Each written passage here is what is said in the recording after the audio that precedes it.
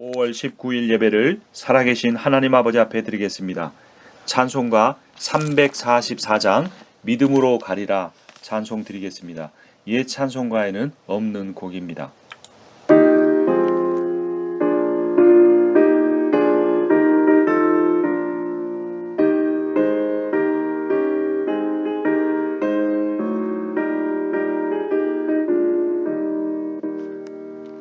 믿음으로 가리라 주님 가신 고난의 길 주님 말씀 붙잡고 승리하며 살아가리 주님 앞에 나아가 무릎 꿇고 간구하고 겸손하게 주님 섬겨 새 힘을 얻으리라.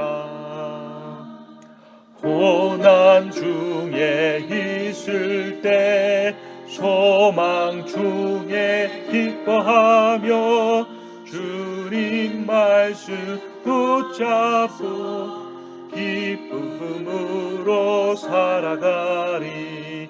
주님 앞에 나아가 무릎 꿇어 간구하고 겸손하게 주님 섬겨 새 힘을 얻으리라.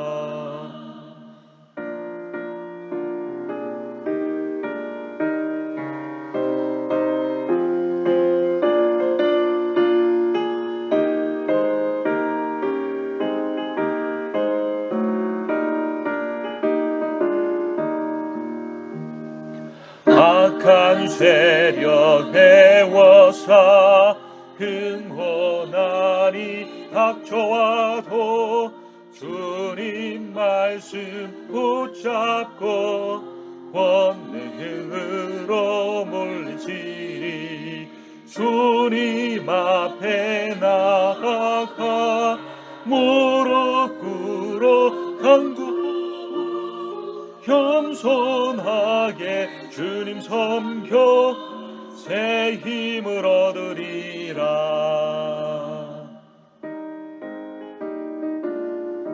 아멘.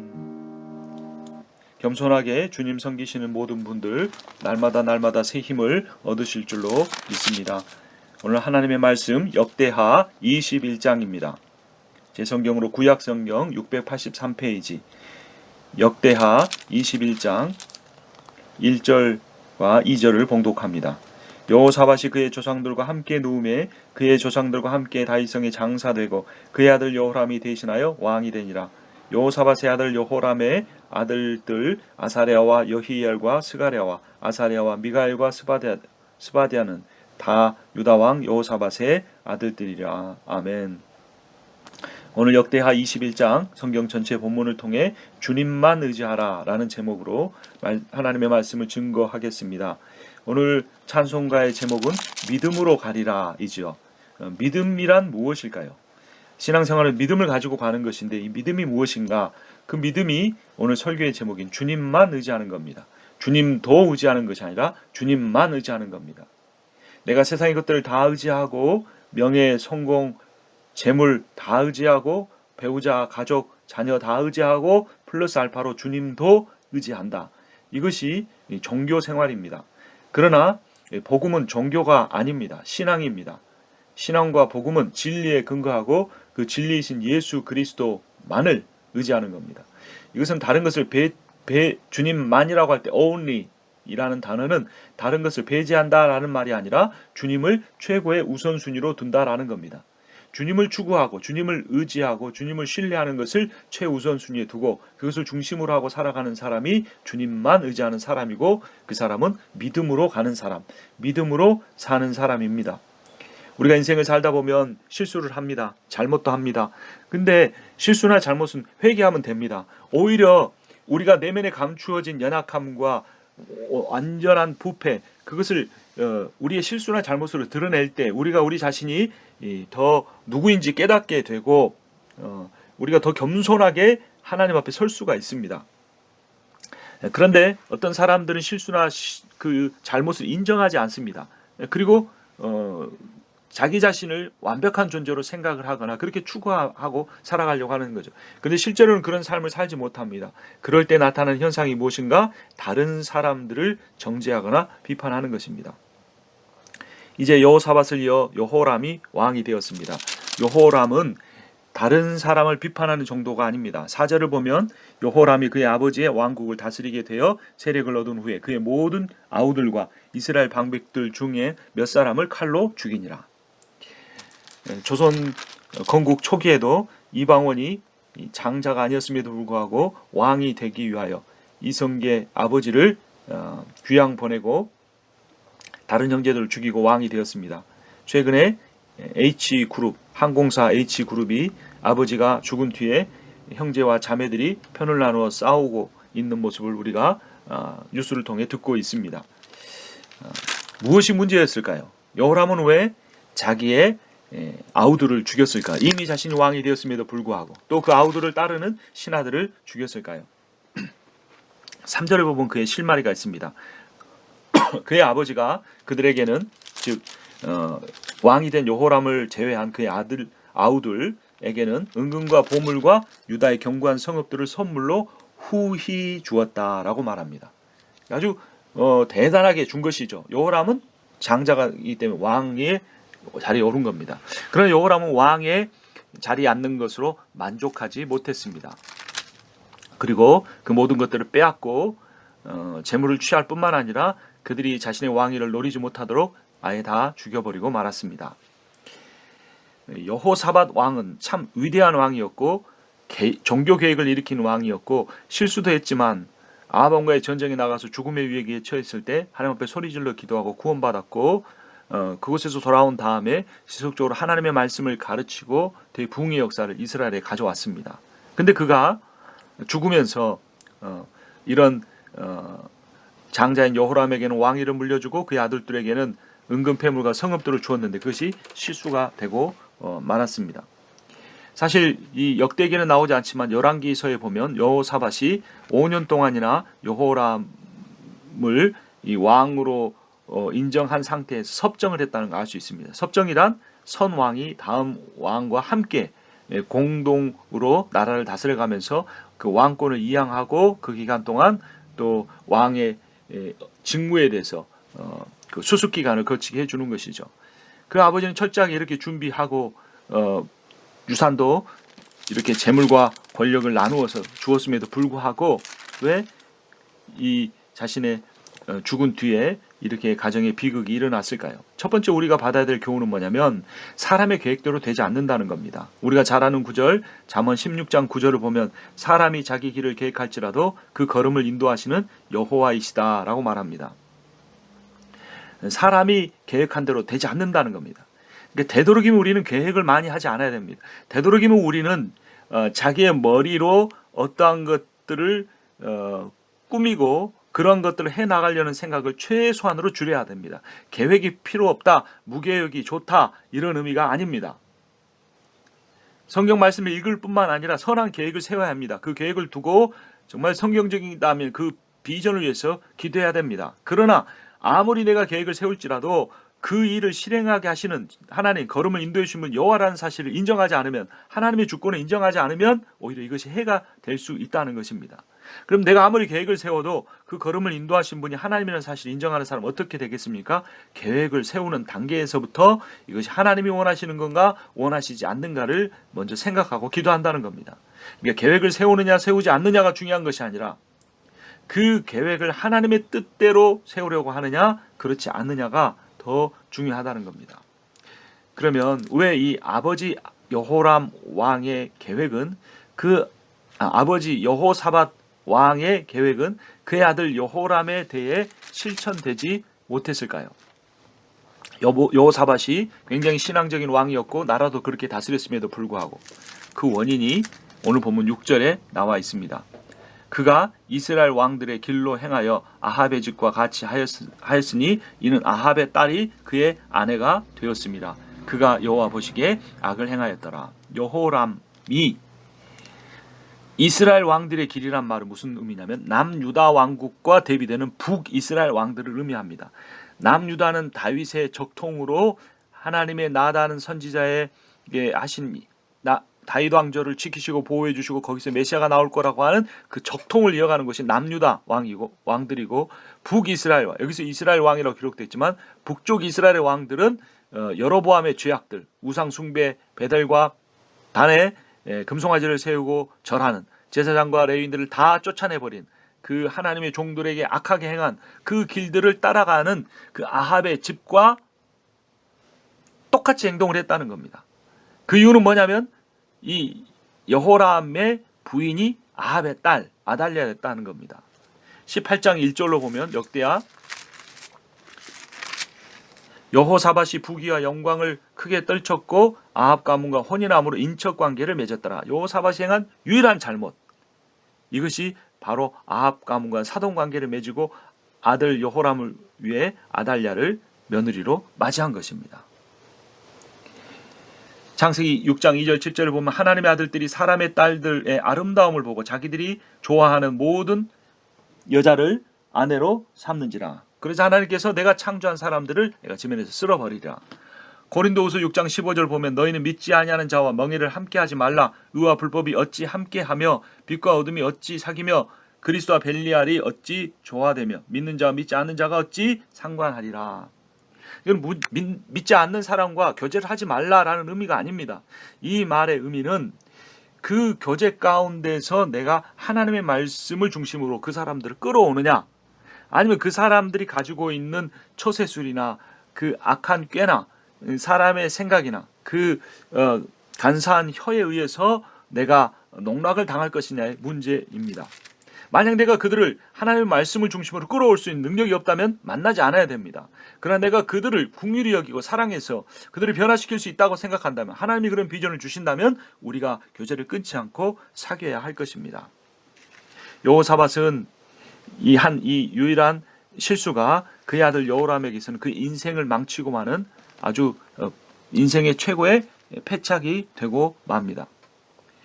아합의 딸은 아주 악했습니다. 그 어머니 이세벨은 이스라엘 사람이 아니고 두로와 시돈 지역에서 시집을 온 아주 그 하나님을 믿지 않는 사람이었고 온갖 우성을 다 이스라엘에 가져와서 퍼뜨린 사람인데 그가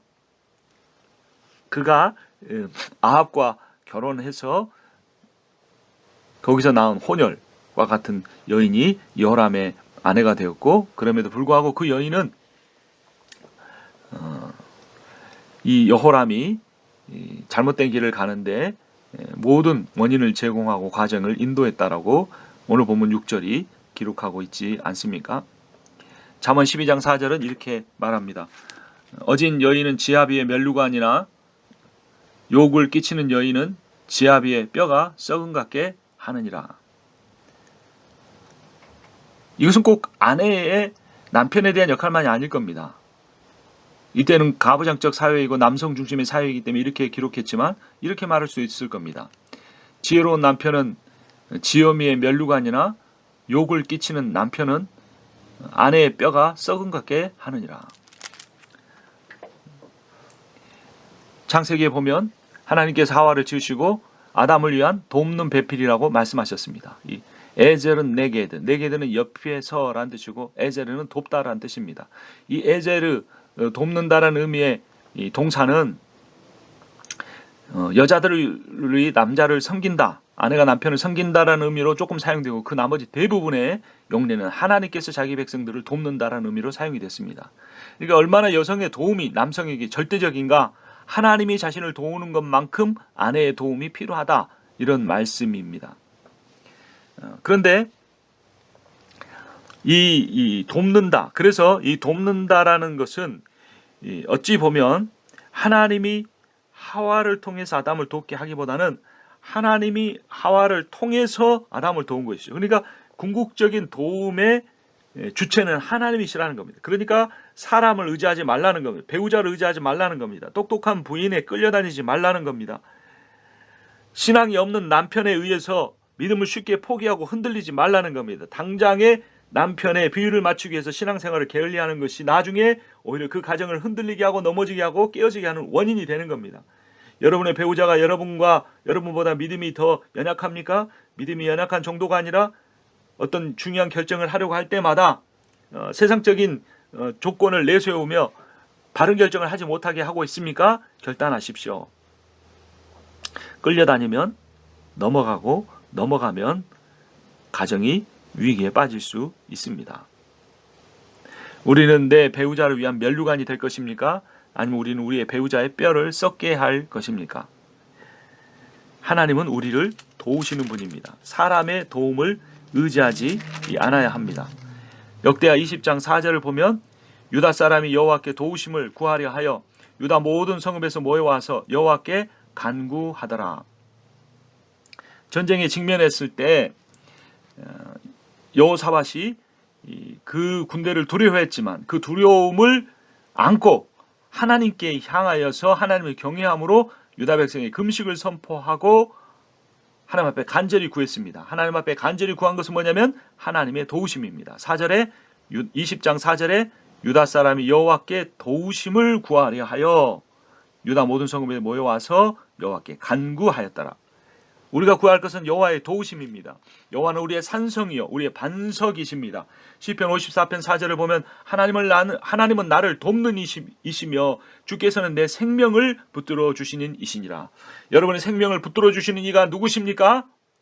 여러분 배우자입니까? 여러분의 부모입니까? 여러분의 자녀입니까? 여러분이 믿을 만한 신앙의 리더입니까? 그렇지 않습니다. 그들은 도구일 뿐입니다. 그들도 소중한 존재이지만 하나님이 나를 돕는 이시라는 사실을 절대적으로 믿고 주님만 의지해야 됩니다. 주님도 의지하는 것이 아니라 주님만 의지해야 됩니다. 이 말의 의미는 주님을 최고의 우선순위로 의지하고 하나님께서 그러면 누구를 통해서 도우시는가를 잘 귀 기울여서 그들의 도움도 받을 수 있어야 합니다. 그러나 하나님을 제껴놓고 사람의 도움을 찾아다니는 이는 잠깐 동안은 도움을 받을 수 있을지는 모르지만 궁극적으로는 아무런 도움도 받지 못하는 비참한 인생이 되고 맙니다. 오늘 본문의 역대하 22장 20절 보면 이런 슬픈 이야기가 기록됩니다. 여호람이 32세에 즉위하고 예루살렘에서 8년 동안 다스리다가 아끼는 자 없이 세상을 떠났으며 무리가 그를 다윗성에 장사했으나 열왕의 묘실에는 두지 아니하였더라. 아끼는 자 없이 세상을 떠났다. 그가 세상을 떠났는데 아무도 그의 죽음을 슬퍼하지 않았다는 겁니다. 아무도 그의 무덤 앞에서 분향하는 자, 향을 피우는 자가 없었다는 겁니다. 그는 심지어 왕족의 묘소에도 들어가지 못했습니다. 왜냐하면 그는 그의 형제들을 모두 칼로 죽였기 때문입니다. 4절에 보면 여호람이 그의 아버지의 왕국을 다스리게 되어 세력을 얻은 후에 그의 모든 아우들과 이스라엘 방백들 중 몇 사람을 칼로 죽였더라. 우리가 칼로 사람을 죽이지는 않지만 말로 사람을 죽이는 수가 있습니다. 말로 사람을 죽이면 우리의 관계가 깨어지겠죠. 그는 자기의 힘으로 자기의 형제들을 가족들을 배척했는데 결국 이방인에 의하여 그도 배척을 당합니다. 17절 보면 그들이 올라와서 그들은 16절에 나온 블레셋 사람과 구스 아라비아 사람들입니다. 그들이 올라와서 유다를 침략하여 왕궁의 모든 재물과 그의 아들들과 아내들을 탈취하였으므로 막내 아들 여호아하스 외에는 한 아들도 남지 아니하였더라. 아내들이 다 포로로 끌려갔습니다. 아들들이 다 포로로 끌려갔습니다. 끌려가는 중에 병도 들었을 것이고 끌려가는 중에 죽기도 하였을 것이고 끌려간 뒤로 다시 한 번도 만나지 못한 사람들이 많았을 것이고 그는 유다 땅에 자신의 아들 여호아스 한 명 남겨놓고 죽는데 18절을 보면 이 모든 일 후에 여호와께서 요람을 치사 능히 고치지 못할 병이 그 창자에 들게 하셨으므로 여러 날 후 2년 만에 그의 창자가 그 병으로 말미암아 빠져나오매 그가 그 심한 병으로 죽으니 백성이 그들의 조상들에게 분향하던 것 같이 그에게 분향하지 아니하였으며. 왜 성경은 이렇게 비참한 그의 죽음의 상황에 대해서 상세하게 묘사하고 있을까요? 왜 그 백성이 분향하지 않았다고 할까요? 이것은 이 단순한 그의 몸의 연약함으로 인한 질병이 아니라 하나님이 그를 치셨다라고 백성들이 믿었기 때문에 그의 시신을 왕족의 묘에도 드리지 않고 그를 위하여 향도 피우지 않은 것입니다.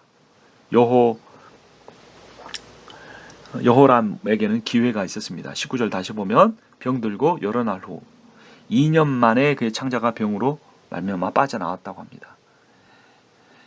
그 2년 동안의 회개의 기회가 여호람에게는 있었습니다. 그러나 여호람은 회개하지 않았습니다. 형제들을 죽인 것은 자신 나라를 잘못 다스려 자신의 아내들과 자녀들이 포로로 끌려간 것을 회개하지 않았습니다. 인간은 실수할 수 있습니다. 인간은 연약하기 때문입니다. 잘못할 때도 있습니다. 근데 그것을 인정하면 되는데 그러면 용서받습니다. 100번을 회개해도 100번을 용서받았습니다. 무한대로 우리는 용서를 받습니다. 그러나 회개하지 않는 사람에게는 용서가 없습니다. 회개하지 않는 사람에게는 죄사함이 없습니다. 진심으로 전심으로 회개하지 않는 사람에게는 심판만이 있습니다. 우리는 주님만 의지하는 사람입니까? 주님도 의지하는 사람입니까? 우리가 인생을 살면서 중요하게 생각해야 될 것, 믿음으로 가야 합니다. 믿음으로 간다는 말은 주님만 의지한다. 주님을 최고의 우선순위로 두고 신앙생활을 한다는 의미입니다. 우리 함께 344장 믿음으로 가리라 찬송 드립니다. 1절 찬송하고 같이 기도하겠습니다. 믿음으로 가리라 주님 가신 고난의 길, 주님 말씀 붙잡고 승리하며 살아가리. 주님 앞에 나아가 무릎 꿇어 간구하고 겸손하게 주님 섬겨 새 힘을 얻으리라. 믿음으로 가리라 주님 가신 고난의 길, 주님 말씀 붙잡고 승리하며 살아가리. 주님 앞에 나아가 무릎 꿇고 간구하고 겸손하게 주님 섬겨 새 힘을 얻으리라. 하나님 아버지, 우리 인생이 완벽하지 못하고 실수하며 잘못도 합니다. 주님, 그때마다 말씀을 통해 우리에게 가르쳐 주시고 주님 앞에 겸손히 무릎 꿇기를 원합니다. 아버지, 회개하지 않은 자에게 촛대를 내가 옮겨버리리라 말씀하셨사오니 아버지 하나님, 우리가 애통해하는 마음으로 우리의 영적인 가슴을 치며 주님 앞에 회개하기를 원합니다. 오 하나님, 우리의 인생에 많은 계획이 있을지라도, 우리의 마음에 많은 구상들이 있다고 할지라도 그 걸음을 인도하시는 분은 여호와라고 말씀하셨는데, 오 주님, 여호와를 진심으로 추구하기 원합니다. 오 임마누엘의 하나님이여, 우리들 가운데 임재하사 가르쳐 주시고 성령의 충만함을 더하여 주셔서 이 온 세상에 주님이 편만하게 계심을 보게 하여 주시옵소서.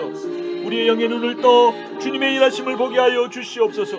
우리가 눈을 감고 주님을 위하여 기도함으로 인하여서, 주님의 나라를 위해 기도함으로 인하여서 주님 온 세상 구원하시는 날까지 쉬지 못하시게 하여 주시옵소서. 오 주님, 우리의 무지함을 불쌍히 여겨주시고 고집을 불쌍히 여겨주시사 주님 그것을 꺾으시고 회개케 하여 주시옵소서. 온전한 하나님의 인도하신 가운데 우리가 붙잡히게 하여 주시기를 간절히 원하옵나이다. 오 아버지 하나님, 우리를 역사해 주시고 우리를 이끌어 주시옵소서. 주님만 의지하게 하여 주시옵소서.